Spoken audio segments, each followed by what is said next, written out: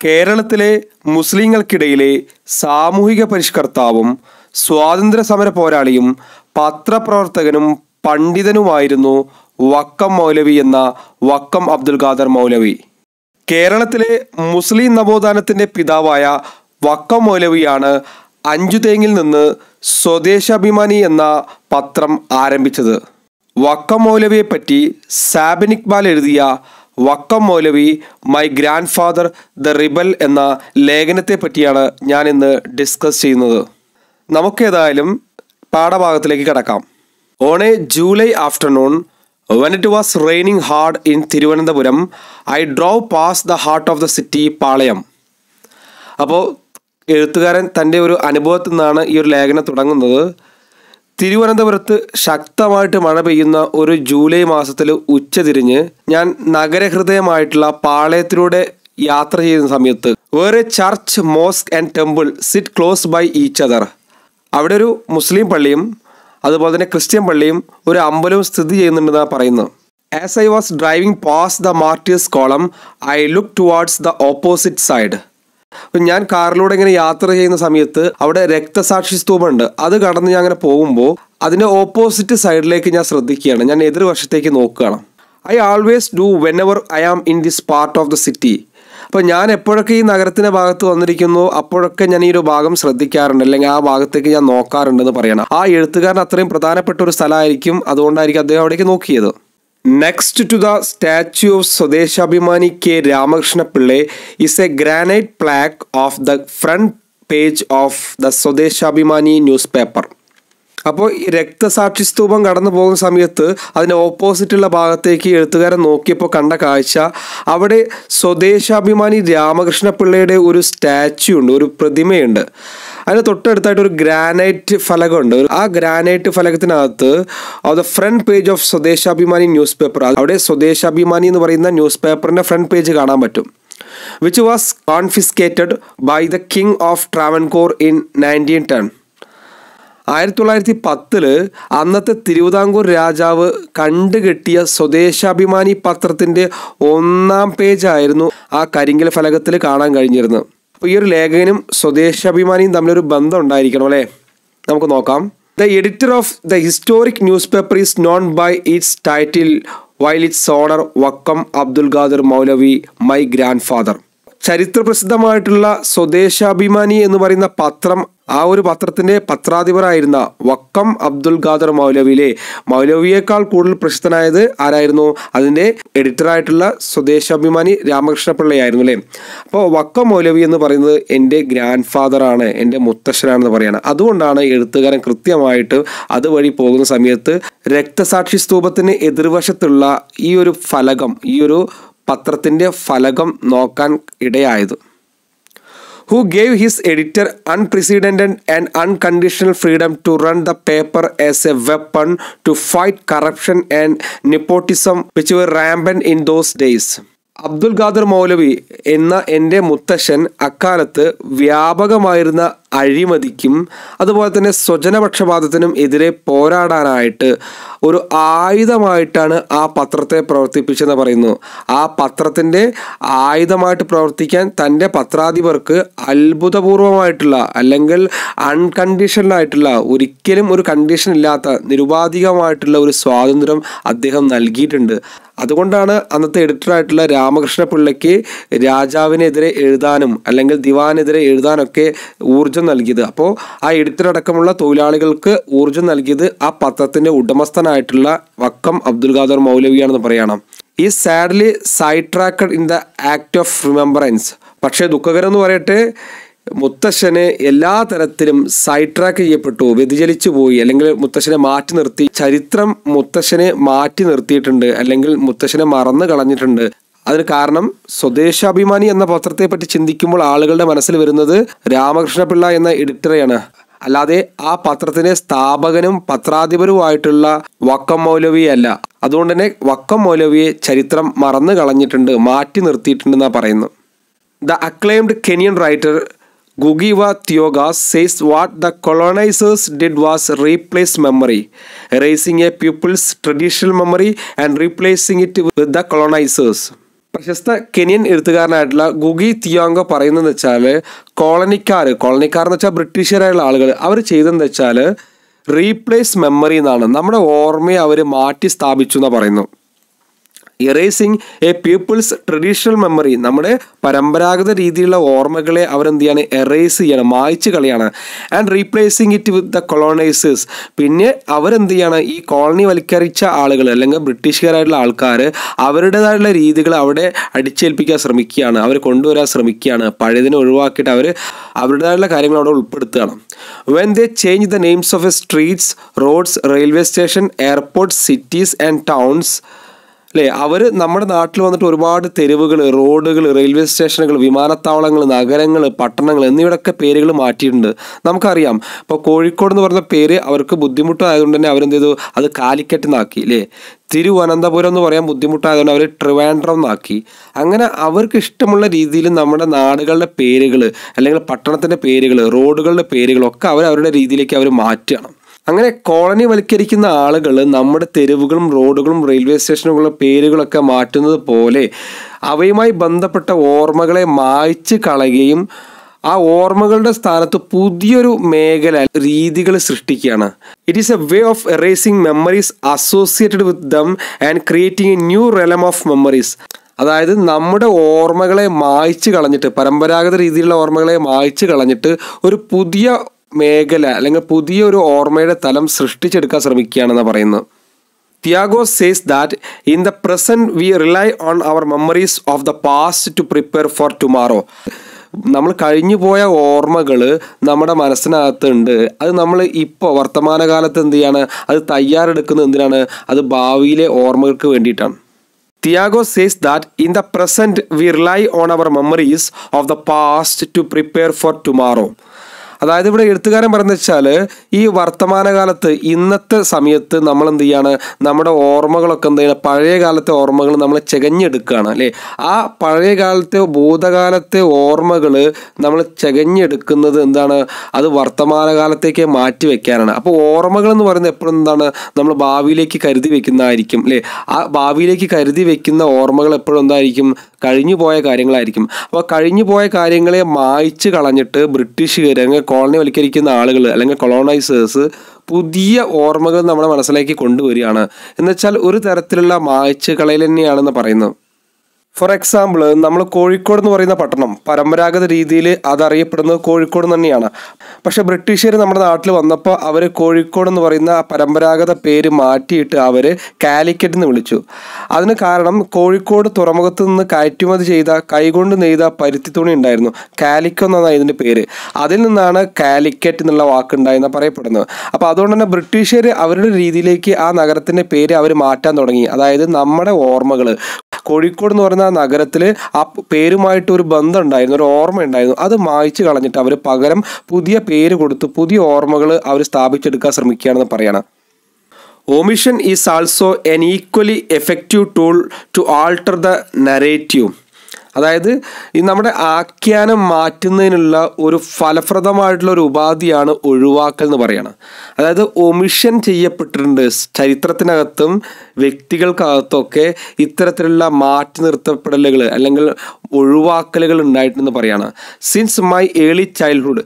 എന്നിട്ട് എഴുത്തുകാരെ അത്തരത്തിലൊരു ഒഴിവാക്കൽ അല്ലെങ്കിൽ ചരിത്രത്തിനകത്ത് പഴയകാല ഓർമ്മകളെ മായ്ച്ച് കളഞ്ഞിട്ട് പുതിയ കാല ഓർമ്മകളെ അടിച്ചേൽപ്പിച്ചിട്ടുള്ള അല്ലെങ്കിൽ ഇങ്ങനെ ചിന്തിച്ചാൽ മതി അല്ലെങ്കിൽ ഇങ്ങനെ കണ്ടാൽ മതി എന്ന് കൊളോണൈസേഴ്സ് പറഞ്ഞതുപോലെ തന്നെ നമ്മുടെ ചരിത്രത്തിനകത്തും ചില കൂട്ടിച്ചേർക്കലുകൾ ഉണ്ടായിട്ടുണ്ട്, പുതിയ ഓർമ്മകൾ കൊണ്ടുവന്നിട്ടുണ്ട്. എന്താണ് ആ കാര്യത്തെ പറ്റി ഞാൻ പറയാൻ പോകുന്നത്. Since my early childhood I somehow knew that the photograph of the old beard and stereotypical Moulavi in the textbook was not my grandfather's. അതായത് ചെറുപ്പം മുതലേ പാഠപുസ്തകങ്ങളിൽ കാണപ്പെടുന്ന ഒരു പഴയ താടിയുള്ളതായിട്ടുള്ള ഒരു സ്റ്റീരിയോ ടൈപ്പിൽ എന്ന് വെച്ചാൽ സ്ഥിരമായിട്ട് ഒരേ പാറ്റേൺ ഉള്ള ഒരു മൗലവിയുടെ ഒരു ഫോട്ടോ നിങ്ങൾ കാണാറുണ്ട്. ആ മൗലവി എന്ന് വെച്ചാൽ വക്കം മൗലവിയുടെ ഫോട്ടോയാണ് അതിനകത്ത് കാണുന്നത്. നമ്മൾ പുസ്തകങ്ങൾ പഠിക്കുമ്പോൾ സാമൂഹ്യശാസ്ത്രം പഠിക്കുന്ന സമയത്തൊക്കെ അതിനകത്തൊക്കെ വക്കം മൗലവിയുടെ ചിത്രം നമ്മൾ കാണാറുണ്ട്. ആ ഫോട്ടോയിൽ കാണുന്ന വക്കം മൗലവി എന്ന് പറയുന്ന ആ ഒരു ചിത്രം അല്ലെങ്കിൽ ആ ഒരു ഫോട്ടോ എൻ്റെ മുത്തച്ഛൻ്റേതല്ല എന്ന് എനിക്കറിയാമായിരുന്നു എന്നാണ് പറയുന്നത്. അതായത് സാബിൻ ഇക്ബാൽ പറയാണ്, നമ്മളെല്ലാവരും ഈ സാമൂഹ്യശാസ്ത്രം പുസ്തകത്തിനകത്ത് കാണുന്ന ആ വക്കം മൗലവി എന്ന് പറയപ്പെടുന്ന ആ ഒരു ഫോട്ടോ എൻ്റെ മുത്തച്ഛൻ്റേതല്ല എന്നാണ് പറയുന്നത്. The family stories and the many anecdotes I have heard from my childhood did not fit the men the textbook carried. അപ്പോൾ കുട്ടിക്കാലത്ത് ഞാൻ കേട്ടിട്ടുള്ള ഒരുപാട് കുടുംബ കഥകളുണ്ട്. കുടുംബത്തിലെ പല ആളുകളും പറഞ്ഞിരുന്ന കഥകളുണ്ട്, അല്ലെങ്കിൽ മറ്റു പല കഥകളും ഞാൻ കേട്ടിട്ടുണ്ട്. ആ കഥകളിലൊക്കെ ഞാൻ മനസ്സിലാക്കി വെച്ച ഒരു ചിത്രമല്ല ആ പാഠപുസ്തകങ്ങളിൽ നമ്മൾ കാണുന്ന മുത്തശ്ശൻ്റെ ചിത്രം അല്ലെങ്കിൽ മൗലവിയുടെ ചിത്രം എന്ന് പറയണം. We had written many times to the government department saying that the photographs, there were 2 or 3 different photographs, were not of Vakkom Moulavi, but no one cared to listen. എന്നിട്ട് ഇവിടെ പറയാണ്, എഴുത്തുകാരനടക്കമുള്ള മൗലവിയുടെ കുടുംബക്കാർ എന്താണ്, had written many times to the government department. അവർ government ഡിപ്പാർട്ട്മെൻറ്റ്സിന് ഒരുപാട് തവണ കത്ത് എഴുതിയിട്ടുണ്ട്, അവർ പരാതി അറിയിച്ചിട്ടുണ്ട്. എന്ന് വെച്ചാൽ ദ ഫോട്ടോഗ്രാഫ്സ്, ആ ചിത്രങ്ങൾ അല്ലേ, there were 2 or 3 different photographs, 3-4 വ്യത്യസ്തതരം ഫോട്ടോഗ്രാഫുകൾ ഇത്തരത്തിലെ ബുക്കുകളും ഓൺലൈനകത്തൊക്കെ നമുക്ക് കാണാൻ പറ്റുന്നുണ്ട് അല്ലേ. വെർ നോട്ട് ഓഫ് വക്കം മൗലവി, ആ ചിത്രങ്ങളൊന്നും വക്കം മൗലവിയുടെ അല്ല എന്ന് പറഞ്ഞിട്ട് കുടുംബക്കാർ ഒരു പരാതി സർക്കാരിന് കൊടുത്തിട്ടുണ്ട്. എന്നല്ല നിരവധി പരാതികൾ കൊടുത്തിട്ടുണ്ട്.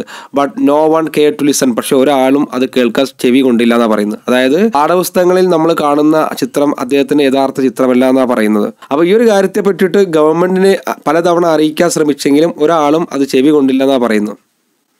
They just needed a photograph which looked like a മൗലവി. അവർക്ക് വേണ്ടത് ശരിക്കും ഒരു മൗലവിയുടെ പോലെ തന്നെയുള്ള ചിത്രമായിരുന്നു. My grandfather died at the age of 58 and the photographs were those of an octogenarian. എൻ്റെ മുത്തശ്ശൻ അതായത് വക്കം മൗലവി മരിക്കുന്നത് അദ്ദേഹത്തിന് 58-ാമത്തെ വയസ്സിലാണ്. ഈ ഇൻ്റർനെറ്റിലും നമ്മുടെ ടെക്സ്റ്റിനകത്തും നമ്മൾ കാണപ്പെടുന്ന ആ ഒരു വക്കം മൗലവിയുടെ ചിത്രം എടുത്തു നോക്കി കഴിഞ്ഞാൽ അതിൻ്റെ പ്രായം എന്ന് വെച്ചാൽ ഏകദേശം ഒക്ടോജനേറിയനാണ്. 80കളിൽ കാണിക്കുന്ന ഒരു പ്രായമാണ്. അതായത് 80 വയസ്സോ അല്ലെങ്കിൽ 80 വയസ്സിൻ്റെ മുകളിലോ ഉള്ള ഒരു വൃദ്ധൻ്റെ ചിത്രമാണ് നമ്മൾ തിരഞ്ഞാൽ കാണാൻ പറ്റുക, അല്ലെങ്കിൽ ബുക്കുകളിൽ കാണാൻ പറ്റുക. പക്ഷേ എൻ്റെ മുത്തശ്ശൻ മരിക്കുന്നത് 58-ാമത്തെ വയസ്സിലാണ്. ആ ഒരു വൈരുദ്ധ്യം ഇവിടെ എഴുത്തുകാരൻ ചൂണ്ടിക്കാണിക്കുകയാണ്. But as long as it looks like a മൗലവിലെ, അവർക്ക് വേണ്ട എന്താണ്, മൗലവിയെ പോലെ തോന്നുന്ന ഒരാളല്ലേ, ഒരു താടിയും അതേപോലെ തന്നെ ഒരു തലയിൽ ഒരു കെട്ടും വെച്ച് കഴിഞ്ഞാൽ ഒരു സ്ഥിരം സ്റ്റീരിയോടൈപ്പിക്കൽ മൗലവിയായി. അതുകൊണ്ട് ഇതന്നെയാണ് മൗലവി എന്നുള്ള അടിയുറച്ച വിശ്വാസം ജനങ്ങൾക്ക് ഉണ്ടായിട്ടുണ്ട്. കാരണം ഹൂ കേസ് ഫോർ ഫാക്ട്സ്, ആർക്കാണ് സത്യം അറിയേണ്ടത് അല്ലെങ്കിൽ ആർക്കാണ് സത്യം അറിയാൻ ആഗ്രഹമുള്ളത് അല്ലേ, അവർക്കൊക്കെ എന്താണ് മൗലവി എന്ന് വെച്ചാൽ ആ ചിത്രം തന്നെയാണ്. My sister and I used to say, looking at the smudged, poorly reproduced photograph in our social studies text, that he was not our grandfather. അപ്പോൾ ഞങ്ങളുടെ സോഷ്യൽ സ്റ്റഡീസ് ബുക്കുകളിൽ, അതായത് ഞാനും എൻ്റെ സഹോദരിയും ഈ സോഷ്യൽ സ്റ്റഡീസ് പഠിക്കുന്ന സമയത്ത് ആ ബുക്കിനകത്ത് കാണുന്ന മങ്ങിയതും വളരെ മോശമായിട്ടുള്ള ആ ഒരു ഫോട്ടോ നോക്കിയിട്ട് ഞങ്ങൾ പറയാറുണ്ട് അത് ഞങ്ങളുടെ മുത്തശ്ശനല്ല എന്ന് ഞങ്ങൾ രണ്ടുപേരും പറയാറുണ്ട്. Our father, his youngest son. അപ്പോൾ എൻ്റെ അച്ഛനെന്ന് പറയുന്നത് വക്കം മൗലവിയുടെ ഏറ്റവും ചെറിയ മകനാണ്. Used to smile a wry helpless smile as he had no memory of his father. അതായത് മുത്തശ്ശനെ പറ്റിയിട്ട് എൻ്റെ അച്ഛനോട് എൻ്റെ പിതാവിനോട് ഞങ്ങൾ എന്തെങ്കിലും ചോദിക്കുന്ന സമയത്ത് അപ്പോൾ വളരെ ഒരു നിസ്സഹായമായിട്ടുള്ള ഒരു പരിഭ്രമം നിറഞ്ഞൊരു പുഞ്ചിരി എപ്പോഴും എൻ്റെ പിതാവിൻ്റെ മുഖത്ത് കാണാൻ പറ്റുന്ന പറയുന്നത്. As he had no memory of his father. മാത്രമല്ല എൻ്റെ പിതാവിൻ്റെ അച്ഛനെ പറ്റിയിട്ട് അല്ലെങ്കിൽ വക്കം മൗലവി പറ്റിയിട്ട് ഓർമ്മകളൊന്നും ഇല്ല എന്നാണ് പറയുന്നത്. Who passed away when he was just A toddler എന്ന് വെച്ചാൽ കുട്ടിയിലെ, എൻ്റെ പിതാവ് കുട്ടിയായിരിക്കുന്ന സമയത്ത് തന്നെ അദ്ദേഹത്തിൻ്റെ അച്ഛൻ മരണപ്പെട്ടിട്ടുണ്ട്. അതുകൊണ്ട് തന്നെ വക്കം മൗലവിയുടെ ഏറ്റവും ചെറിയ പുത്രനായിട്ടുള്ള എൻ്റെ പിതാവിന് മൗലവിയെ പറ്റിയിട്ട് കൂടുതലായിട്ട് കാര്യങ്ങളൊന്നും അറിയില്ല എന്നാണ് പറയുന്നത്. It then became the need of the family to replace the photograph of the unknown Moulavi with the real photograph of Vakkom Moulavi. അതായത് അൺനോൺ മൗലവി ആയിട്ടുള്ള, അതായത് ഒരാൾക്കും അറിയാത്ത ഒരു അജ്ഞാതനായിട്ടുള്ള ഏതോ ഒരാളുടെ ഫോട്ടോയാണ് ഈ ആളുകൾ വക്കം മൗലവി എന്ന് പറഞ്ഞ് ഈ പുസ്തകങ്ങളകത്ത് കാണിക്കുന്നത്. ആ അജ്ഞാതനായിട്ടുള്ള മൗലവിയുടെ ഫോട്ടോ മാറ്റിയിട്ട് പകരം വക്കം മൗലവിയുടെ, അതായത് എൻ്റെ മുത്തശ്ശൻ്റെ യഥാർത്ഥ ഫോട്ടോ അവിടെ വെക്കേണ്ടത് ഞങ്ങളുടെ കുടുംബത്തിൻ്റെ ഒരു ആവശ്യമായിട്ട് മാറി എന്നാണ് പറയുന്നത്. Lest it be an injustice to the very identity of a man who had worked hard and spent all his bequeathed wealth for the uplift of society and his own community.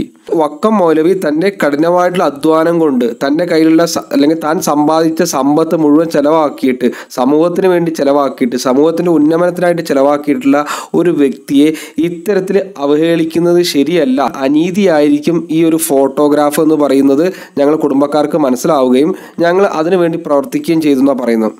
But the challenge was that there was not a single photograph of my grandfather with any of his 10 children or grandchildren. മുത്തശ്ശൻ്റെ photo കണ്ടെത്താൻ വേണ്ടി ഇറങ്ങി പുറപ്പെട്ട ഞങ്ങളുടെ കുടുംബത്തിൽ നേരിട്ട് ഏറ്റവും വലിയ വെല്ലുവിളി എന്ന് വെച്ചാൽ മുത്തശ്ശന് 10 കുട്ടികളുണ്ട്, അതേപോലെ തന്നെ പേരക്കുട്ടികളും ഉണ്ടായിരിക്കും. അപ്പോൾ ഇവരുടെ കൂടെ ഒന്നും ഒരൊറ്റ ഫോട്ടോ പോലും മുത്തശ്ശൻ എടുത്തിട്ടില്ല എന്നുള്ളതാണ് പ്രശ്നം.